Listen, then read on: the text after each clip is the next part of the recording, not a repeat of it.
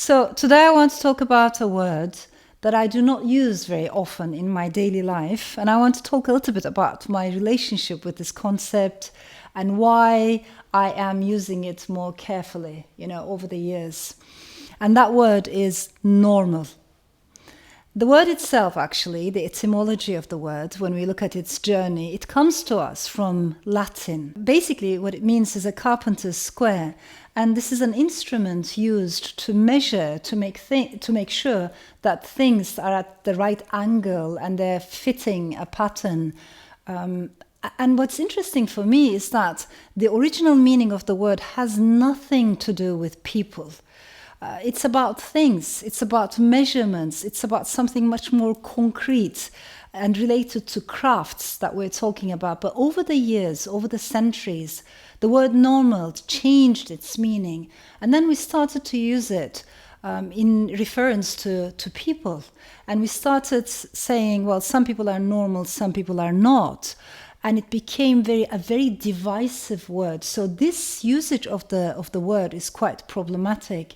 And of course, there have been amazing scholars, starting with Michel Foucault, how can we forget Madness and Civilization, in which he takes a very close look at the history of who decides, the institutions, the structural inequalities and discrimination deciding what is normal and what is not. I think also for women, the term normal is oftentimes used as an intimidating word, in the sense that if you transgress, if you dare to go beyond the boundaries of what it is regarded as womanly behavior or proper, feminine behavior, if you dare to go beyond those borders, you can immediately be labeled as not normal. And then there are things that we are being told are the norm. For instance, all women wanting to have children, all women wanting to have a calm domestic life, or all women having to do certain things or living their life in certain ways. In other words, what I'm trying to say is that the word normal has been used to suppress plurality, multiplicity, which is actually closer to our existence. There might be some women who may choose this lifestyle. There might be many other women who may not choose their lifestyle. And who are we to judge, to say one is the normal way and the other one is not the normal way? I think we need to be cautious when we're using this term. And I prefer to use the term normal when I'm referring to humankind.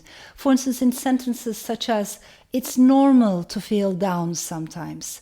It's normal not to be okay sometimes. Things that bring us together.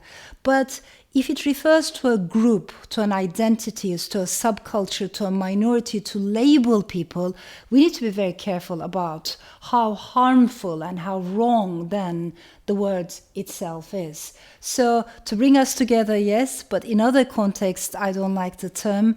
And at the end of the day, I think we need to bear in mind that oftentimes people who really manage to create change, to bring about proper change socially, culturally, politically, are actually people who were not regarded as normal.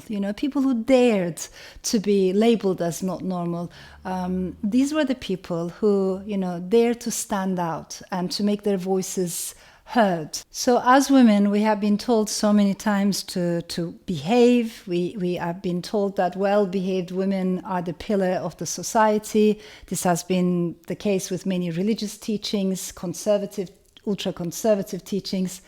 But I think we need to bear in mind that the feminist slogan, the very well-known feminist slogan, which is attributed to so many people, but was actually coined by a scholar, Laurel Thatcher Ulrich, in 1970s, has a lot of truth in it. And that saying was, well-behaved women seldom make history.